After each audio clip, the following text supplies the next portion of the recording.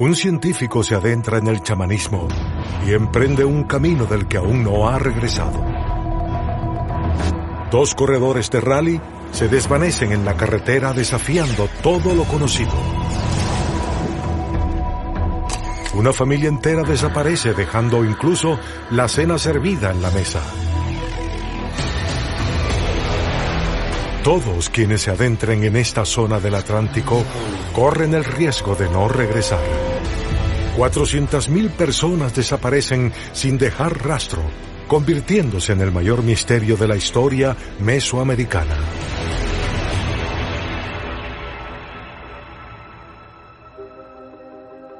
Hombres y mujeres perdidos en un instante. Civilizaciones enteras desvanecidas en la niebla.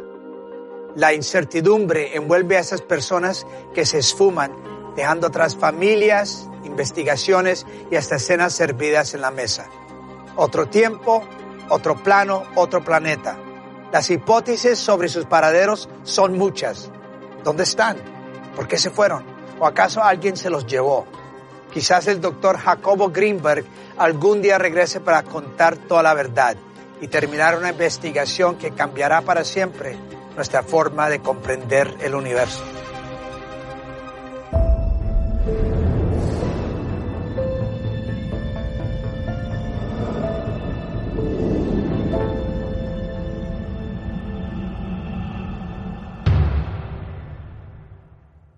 Ciudad de México, 8 de diciembre de 1994. El reconocido doctor Jacobo Greenberg desarrollaba su teoría sintérgica, que cambiaría para siempre la forma en que interpretamos la realidad. Sin embargo, cuando su investigación parecía estar a punto de concluir, Jacobo Greenberg desapareció de un día para el otro, sin dejar rastro alguno. ¿Por qué el científico abandonaría todo en la cima de su carrera? ¿Acaso su conexión con el mundo de lo paranormal tuvo algo que ver? Jacobo Greenberg era una persona muy brillante, con una mente muy lúcida y sobre todo muy inquieto y curioso.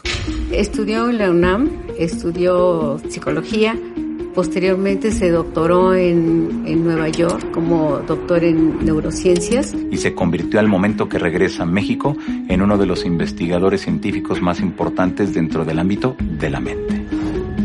Y pues a sus 47 años, con 50 libros editados por CONACYT y por la UNAM, pues ya te puedes imaginar, ¿no?, todo lo que había dentro de él. Jacobo era un científico impecable. El corpus metodológico que tenía era extremadamente riguroso, completamente de acuerdo a los estándares científicos de la época y actuales. Sin embargo, la implacable curiosidad que poseía Jacobo en relación al comportamiento de la mente humana lo llevó a adentrarse en un mundo que parecía estar muy distante de la rigurosidad científica con la que él trabajaba: el chamanismo. Es así como conoció a Pachita, la cirujana psíquica. Pachita, como operaba, pues era con un cuchillo realmente horrible, prácticamente oxidado, con un mango que estaba enfundado. Operaba a la gente de una catarata, le sacaba un tumor, cambiaba y al momento que metía la mano y levantaba esa misma mano, iba curándose el órgano de la persona. Todos los cirujanos psíquicos que yo he tenido la suerte de investigar en mi vida y por referencias de otros compañeros periodistas son todos un fraude. Quiero dejar esto bien claro. Pero Jacobo Greenberg se sorprende porque no encuentra fraude en lo que hace Pachita. Esta manera en la que Pachita podría manifestar en la realidad alteraciones que van en contra de lo que la academia actualmente consideraría científico, empieza a despertar en Jacobo una curiosidad sumamente extrema sobre cómo estos fenómenos pueden realizarse, sobre cómo una persona puede alterar la realidad.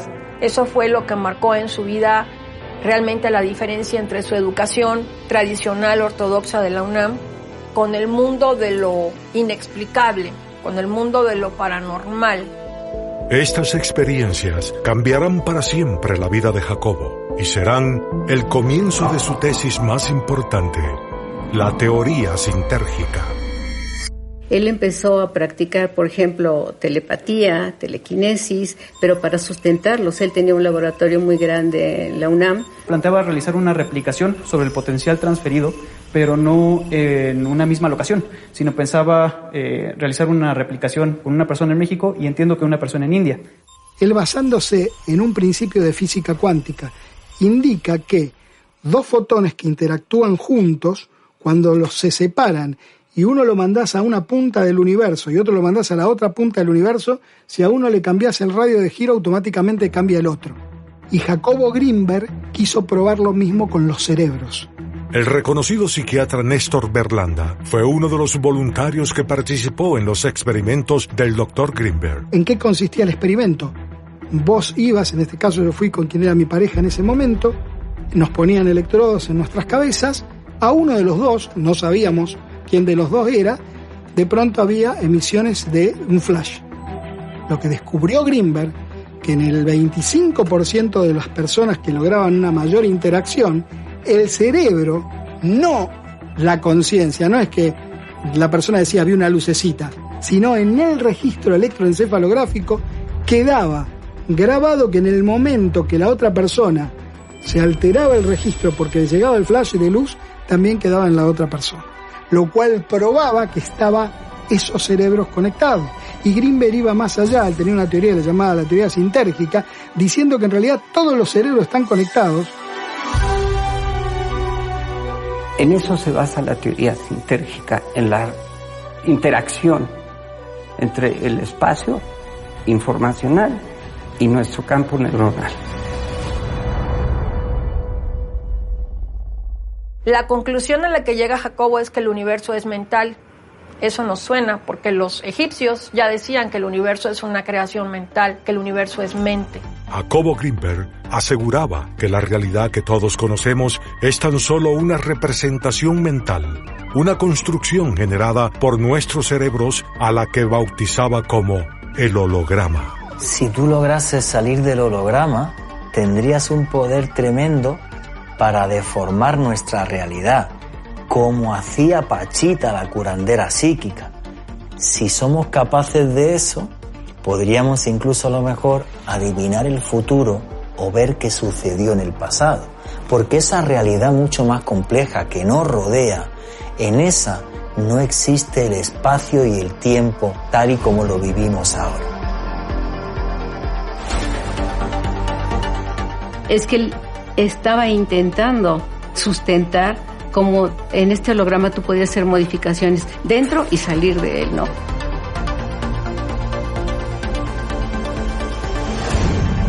Es algo muy complejo, la verdad. El Dr. Grinberg afirmaba poder demostrar la veracidad de su teoría sintérgica, lo que cambiaría para siempre la forma en que interpretamos la realidad. Sin embargo, el 8 de diciembre de 1994, a los 47 años, Jacobo desapareció. La desaparición de Jacobo Grinberg es un gran enigma y hay una cantidad de elementos que la hacen tremendamente extraña, tremendamente inverosímil. Jacobo acostumbraba a desaparecer y aparecer. Entonces dijeron aquí iba a desaparecer, pero va a aparecer posteriormente. Hasta el punto que cuando pasan meses ya el tema es muy obvio, Jacobo no está. No lo encuentran por ningún lado, en su laboratorio, en su casa. Sus familiares desconocen su paradero. Y luego, en ese lapsus también, desaparece la esposa de Jacobo Grinberg sin que sepamos a día de hoy dónde está. ¿Por qué su esposa se dio a la fuga? ¿Podría ser que Jacobo haya terminado sus días víctima de un crimen pasional?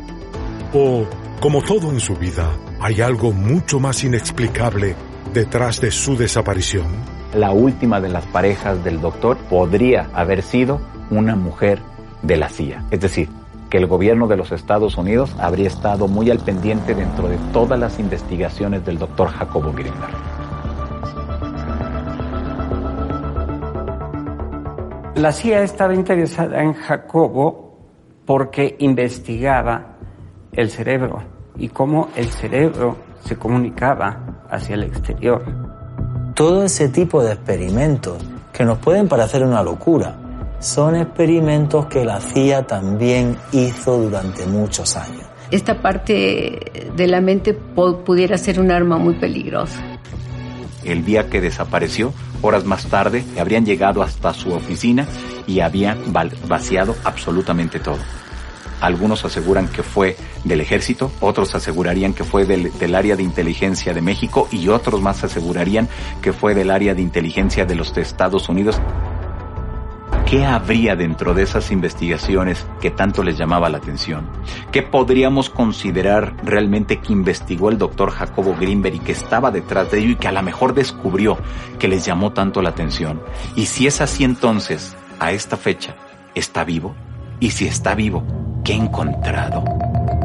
Existen personas que afirman que las investigaciones del Dr. Grinberg han continuado todos estos años y que él ha sido capaz de demostrar que el holograma es real. De lo que nos hablaba Jacobo Grinberg es algo en lo que la ciencia más valiente ha seguido avanzando. Así que es posible que Jacobo Grinberg nos haya abierto la puerta hacia algo que va a hacer que entendamos el mundo que nos rodea de una manera muy diferente. Se asegura que cuando una persona logra salir de ese holograma, se puede convertir en conciencia, y al momento que adquieres esa conciencia, tu cuerpo desaparece sin dejar ningún rasgo. Me queda muy claro que con las investigaciones del doctor Jacobo Grinberg, me imagino que logró encontrar ese camino, esa apertura, ese portal para llegar hacia esas otras realidades y realmente, como él en varias ocasiones lo dijo, convertirse en conciencia.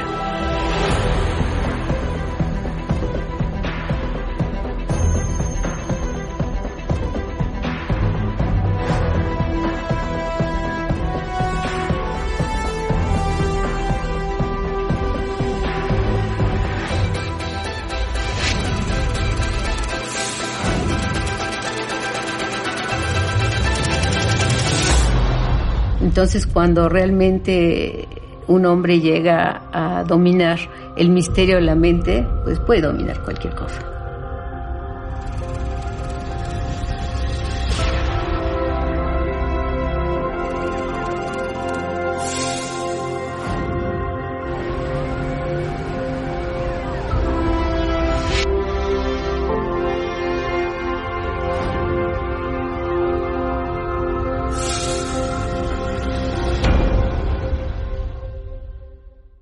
Un grupo de 30 personas realizan la misma actividad, en el mismo sitio y en el mismo momento. Sin embargo, solo 2 de ellos desaparecen. ¿Por qué? Su historia rompe con tantas leyes que resulta imposible de comprender. Patagonia, Argentina, 23 de septiembre, 1978. Corredores de más de 15 países competían en la Vuelta a América del Sur, el primer rally de la región. Moya y Acevedo, 2 pilotos chilenos, estarían a punto de experimentar el incidente más inexplicable jamás ocurrido en la historia del automovilismo mundial y que podría desafiar las leyes de la física tal y como la conocemos. El Rally Vuelta a Sudamérica fueron un total de 28.500 kilómetros. Fue un evento extremadamente duro porque las condiciones del rally eran extremadamente dificultosas. El 23 de septiembre fue la penúltima etapa del rally. Es una etapa que salía de Comodoro Rivadavia a Bahía Blanca. Eran aproximadamente 1.000 kilómetros de recorrido. Una característica del rally era que todas las etapas se corrían de noche. Nosotros salimos en uno de los puestos de atrás y detrás nuestro salió el señor Acevedo con Moya, que era el copiloto.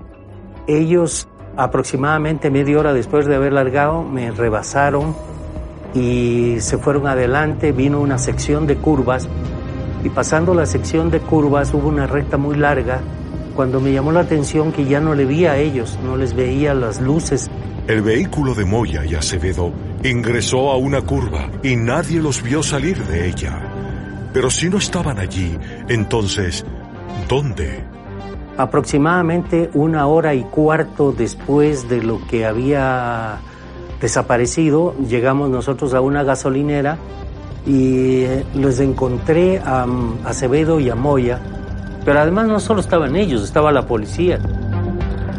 El copiloto estaba en un estado de shock terrible. Moya no podía hablar, no podía gestionar nada, estaba blanco como el papel.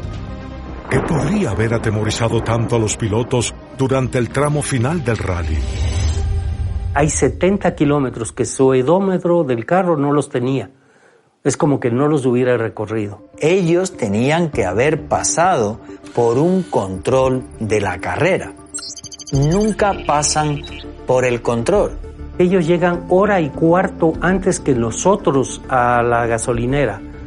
Eso significaba que en ese tramo de 70 kilómetros habían tenido un promedio de velocidad de 4.000 kilómetros por hora. Los pilotos fueron sancionados porque se los acusaba que no había forma de que pudieran haber hecho esos kilómetros en tan poco tiempo si no hubieran tomado un atajo. Solo había un camino, una carretera entre las dos localidades. A mí me parece que ellos no hicieron ninguna trampa. Ninguno de nosotros, ni él ni yo, teníamos ninguna oportunidad de ganar el rally. Pero lo que queríamos era terminarlo por un deseo deportivo de hacer quedar bien a nuestro país, ¿no? Si los pilotos chilenos no hicieron trampa, ¿podría haber otra razón para que su automóvil haya recorrido 70 kilómetros menos que el resto de los corredores? ¿Quizás una explicación más sorprendente? Lo cual a mí me lleva a mi hipótesis de que hay brechas en el espacio-tiempo. Puede haber sido justamente alguna resquebrajadura en el espacio-tiempo que los teletransportó. Un agujero de gusano es usualmente representado como un túnel a través del cual la materia podría viajar en el espacio y en el tiempo. Si bien la ciencia reconoce la viabilidad teórica, aún no ha podido ser demostrado empíricamente. ¿Habrán sido Moya y Acevedo los primeros seres humanos en ingresar a uno? El vehículo de ellos fue separado del grupo y lo aislaron completamente. Y algo que nos comentó Acevedo, y es que en la noche fueron visitados por miembros militares de la aviación argentina que les pedían que por favor no digan absolutamente nada de esta situación y que tenían que mantener un silencio absoluto. Y lo que hacen es no solo entrevistarlos, sino sacarles para tomar muestras y hacer estudios de sus uniformes, que por cierto nunca fueron regresados. Tanto el auto como la ropa de Moya y Acevedo fueron minuciosamente analizados por las autoridades. ¿Realmente los pilotos chilenos atravesaron un agujero de gusano? ¿O acaso los radares de la Fuerza Aérea Argentina detectaron algo más en el cielo esa noche? Una cosa que me dijo Acevedo que me llamó mucho la atención fue que cuando ellos iban avanzando por la carretera, ellos vieron que venían unas luces pegadas a la carretera a toda velocidad. Estas luces se fueron haciendo cada vez más intensas y pensaron ellos que era uno de los Mercedes-Benz que tenían 8 halógenos adelante. Hasta que la luz empieza a tomar una intensidad y una brillantez muy importante y cuando toman cuenta de que les había invadido con la luz todo el interior de la cabina, Moya siente como un impacto que lo eleva y cuando se fija hacia el suelo toma noción de que estaban a 3 o 4 metros ya elevados. El próximo recuerdo que tienen es en el interior de un espacio donde parecía haber como una cinta transportadora que ellos referenciaban que se cruzaban seres de pequeña estatura adelante y atrás y que parecían no prestarle atención a el hecho de su presencia. Y el próximo recuerdo es que vuelven a aparecer en el auto a la orilla del camino sin ninguna observación más que el hecho del auto y la ruta. Nunca había alguien tan afectado por una situación como ellos. Los pilotos declararon haber sido abducidos por una nave extraterrestre. Sin embargo, una sospecha se extendió entre el resto de los competidores. ¿Podrían Moya y Acevedo haber inventado todo? Los pilotos, más allá de la hipótesis de la abducción, también se vieron envueltos en quienes afirmaban que los pilotos inventaron esta historia, quizá para tener trascendencia pública. Yo les voy a decir, como muchos no presenciaron como yo el evento del carro en el sitio donde estaba y demás, surgen todas esas inquietudes de que de pronto fueron llevando el carro en un transporte, pero que era imposible porque el tiempo no daba, no cuadraba bajo ninguna circunstancia. El caso tomó tal trascendencia internacional que hasta Steven Spielberg opinó sobre el suceso, declarando que él creía en la versión de los pilotos chilenos, clasificándolo como un encuentro cercano del tercer tipo. Dándole al caso todo el contenido de gran misterio y de imposibilidad de explicar cómo en tan poco tiempo pudieron trasladarse tantos kilómetros. En el año 2020, la CEFORA, Comisión de Estudio del Fenómeno OVNI de la República Argentina, obtuvo el acceso a los documentos de la investigación, convirtiendo el caso de Acevedo y Moya en el primer evento OVNI desclasificado en el país.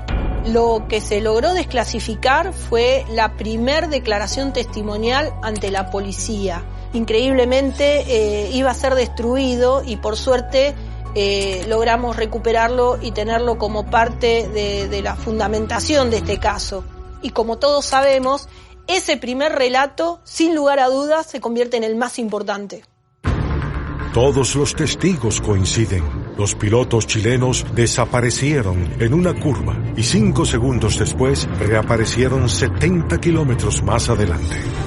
Sin embargo, las mayores incógnitas permanecen aún sin respuesta. ¿En dónde estuvieron? ¿Quién se los llevó? Y sobre todo, ¿para qué? Hay muchos lugares en Latinoamérica en los que se producen fenómenos extraños. Pero hay uno que quien se adentre corre el peligro de desaparecer para siempre. El área conocida como el Triángulo de las Bermudas, ubicada en el extremo norte de América Latina, es la zona del Océano Atlántico más transitada por rutas comerciales y es también la que posee más reportes de desapariciones en todo el mundo. El Triángulo de las Bermudas es uno de los mayores enigmas a los que se ha enfrentado la humanidad. Es un área imaginaria que se encuentra en el Mar del Caribe, al lado de Cuba, al lado de las Bermudas y de la Florida. En este lugar, durante las décadas del 60 y 70 principalmente, sucedían desapariciones inexplicables de buques y aviones civiles, aviones militares. Simplemente desaparecían sin dejar rastros. El caso del Escuadrón 19 abre uno de los mayores misterios del siglo XX. Las desapariciones inexplicables en el Triángulo de las Bermudas.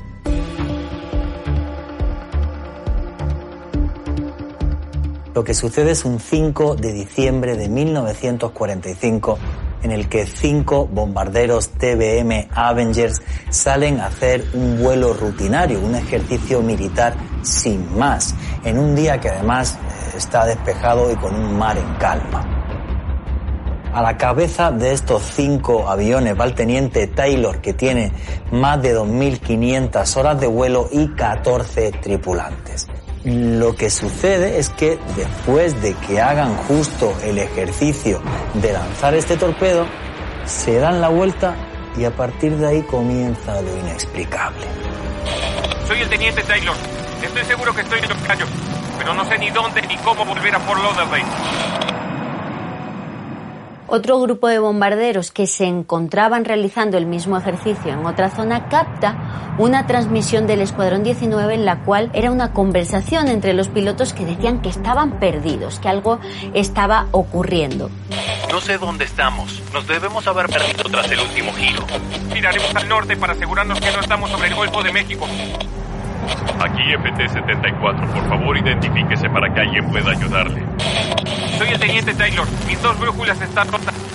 Consiguen hablar con el teniente Taylor y decía que estaba teniendo problemas con sus 2 brújulas, que él lo que quería era volver a la base de Fort Lauderdale, pero que no era capaz.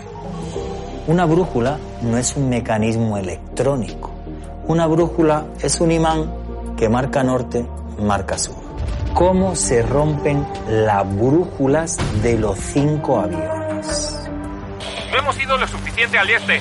Deberíamos dar la vuelta y volar al este de nuevo. Al final escucharon que Taylor toma la decisión de volar hacia el este, piensa que de esta manera va a encontrar tierra, pero lo cierto es que cada vez se adentró más mar adentro, perdiéndose en la inmensidad. ¿Por qué el experimentado piloto se confundió en una hoja de ruta tan simple? ¿Cómo puede ser que 75 años después aún no se hayan encontrado rastros de las aeronaves? Hay un momento en el que también se escucha decir al teniente Taylor: estoy en un lugar muy extraño. No sabe decir dónde está. Y luego ya, cuando el tono empieza a ser duro, desesperado, los pilotos se dan cuenta que se les acaba el combustible. Tanto de base como uno de los pilotos le dice a Taylor: vete para el oeste, por donde está cayendo el sol. Taylor dice que no ve el sol, que no sabe dónde está el oeste. Fue la última señal que recibieron de esos 5 bombarderos y hasta la fecha de hoy sigue siendo un misterio su paradero. Los 5 aviones del Escuadrón 19 estaban desaparecidos.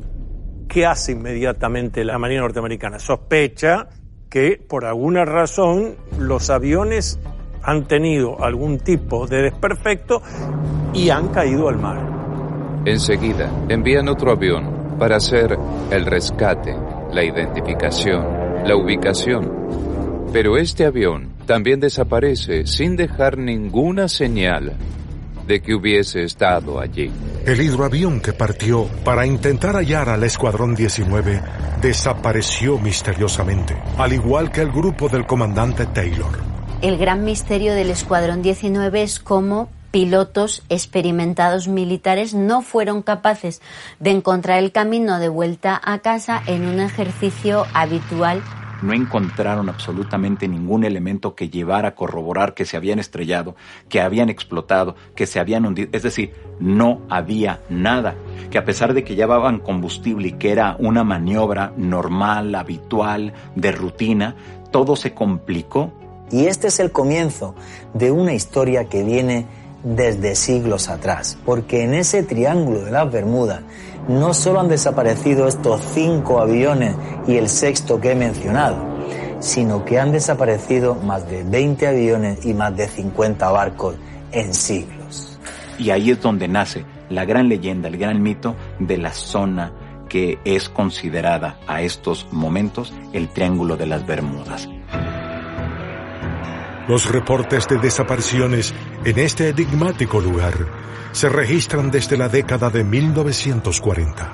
Sin embargo, podría haber indicios de este fenómeno en los diarios del mismísimo Cristóbal Colón.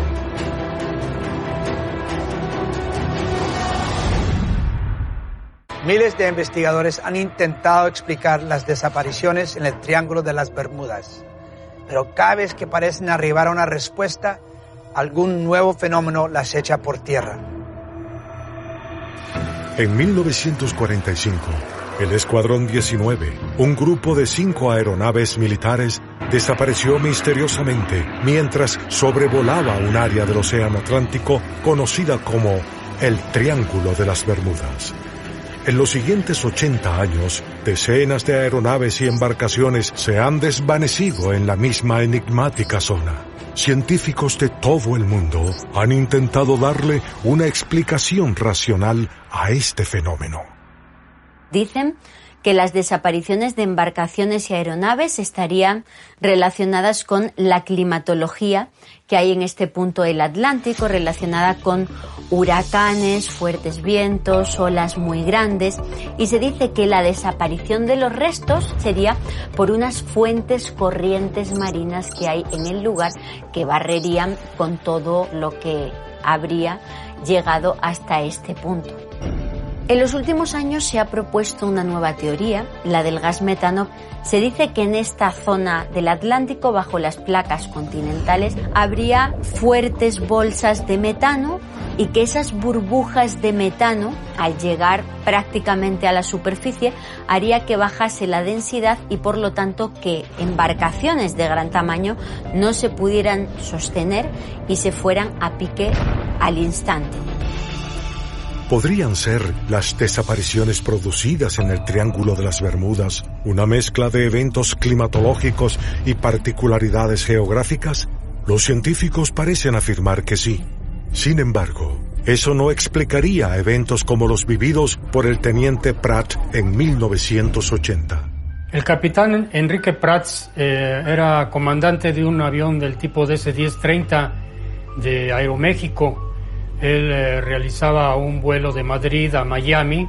Durante su vuelo, precisamente tuvieron que cruzar sobre el Triángulo de las Bermudas. El avión empezó a elevarse y a descender. Pues esto les llamó la atención, ya que ellos no tenían conocimiento de que hubiera sucedido algo similar en alguno de sus vuelos. A pesar de las inusuales turbulencias, el vuelo del capitán Pratt aterrizó con éxito en Miami. Y el incidente quedó olvidado hasta que lo más extraño sucedió. Y al aterrizar, pues ellos dejaron el avión en manos de mantenimiento. Se dirigieron a su hotel y aproximadamente 20 minutos después les dijeron que regresaran al aeropuerto para revisar el avión, ya que tenía pues un problema. Personal de mantenimiento les mostró cómo en la parte inferior del fuselaje tenía un corte perfectamente circular, muy grande, que había afectado una de las líneas hidráulicas del avión. Tanto el piloto Enrique Prats como su tripulación no se explicaron cómo o qué les había realizado ese corte en el fuselaje. El agujero en el fuselaje pareciera demostrar que no era una simple turbulencia lo que el capitán Pratt sintió mientras su aeronave sobrevolaba el Triángulo de las Bermudas. Pero si no era eso, ¿entonces qué? Quizás la respuesta se remonte hasta el mismísimo Cristóbal Colón. El almirante Cristóbal Colón, en su primer viaje hacia el continente americano, tuvo una experiencia extraña de avistamiento de luces en mitad del mar. Se aseguraría que pasó por la zona del Triángulo de las Bermudas, entonces podríamos considerar, si lo vemos así, que fue la primera historia, la primera crónica que se tendría precisamente de las anomalías que se viven en este punto. Los reportes de Cristóbal Colón hablaban de extrañas luces en el cielo. ¿Tendrán esas enigmáticas luces la respuesta sobre las desapariciones en el Triángulo de las Bermudas?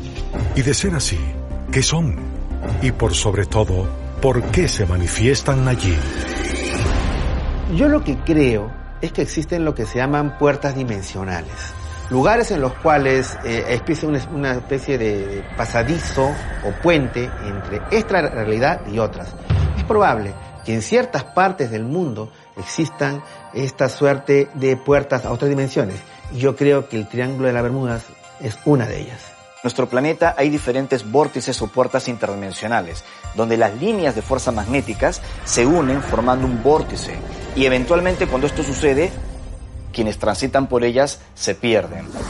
¿Será el Triángulo de las Bermudas un portal espacio-temporal? Muchos investigadores que estudian el área aseguran que sí.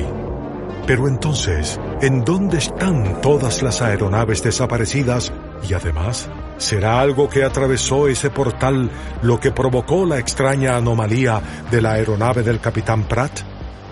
Quizás la respuesta a estos misterios haya desaparecido junto a los miembros del Escuadrón 19. ¿Puede alguien esfumarse de la faz de la Tierra en un instante? ¿Y si en lugar de una persona fueran 6? Nogoyá, Argentina, 12 de enero 2002. El matrimonio de Rubén Gil y Margarita Gallegos, junto a sus 4 pequeños hijos, viajaron a un poblado vecino para asistir al funeral de un conocido. Luego de estar allí unas horas, se despidieron para regresar a la estancia en donde trabajaban. El patrón de ellos, Alfonso Goethe, denuncia que no había regresado su peón. Pasan las semanas, los meses y no regresa.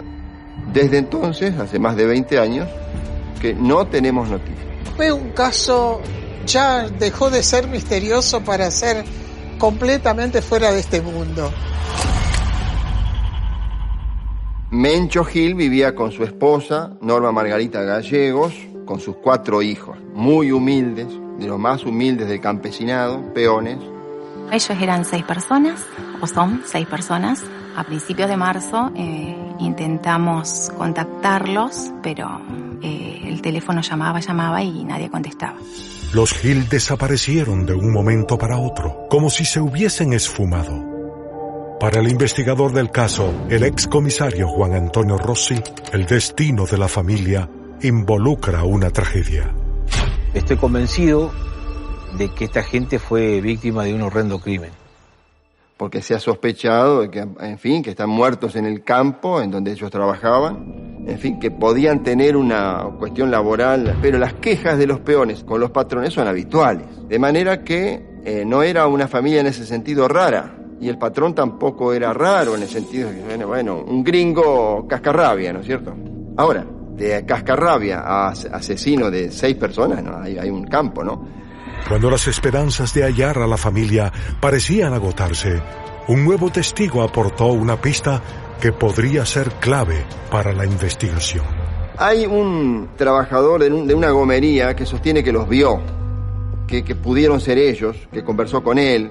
Se recorrieron las estaciones de servicio de unos 300 kilómetros a la redonda en 2 distintos turnos, o sea, mañana, tarde, noche, playeros, empleados, ex empleados. Fue un trabajo de muchos meses y nadie nunca vio a un grupo familiar de esas características. Los investigadores no encontraron evidencias de que la familia haya sido víctima de un crimen, ni pudieron confirmar las pistas que decían haberlos visto en una ciudad vecina. Entonces, ¿podrían nunca haber salido de su casa? El patrón de ellos dice que encontró hasta una cena servida, una comida servida, en fin, y estaban... De manera que no había indicios como que ellos se marchaban para siempre. Eso era lo llamativo desde la primera hora, ¿no? Pero si en su vivienda todo daba cuenta de que la familia Gil no planeaba marcharse, ¿podría ser la respuesta a su desaparición algo mucho más asombroso? El área en donde se encuentra la estancia es una de las zonas con mayor cantidad de reportes de avistamientos de objetos extraños de toda Argentina. Cosas extrañas existen ahí y en otras localidades, ¿no? Es decir, 2 por 3 hay algún vecino que habla de algún hallazgo raro, en donde se habla de ovni o se habla de abducciones. Muchos investigadores y testigos de avistamientos de objetos extraños afirman que el área en donde se encuentra la estancia que habitaban los Gil es un sitio asiduamente frecuentado por objetos voladores no identificados. Toda la zona es un lugar de permanente experiencias y relatos de distintos fenómenos, fundamentalmente vinculados al fenómeno ovni.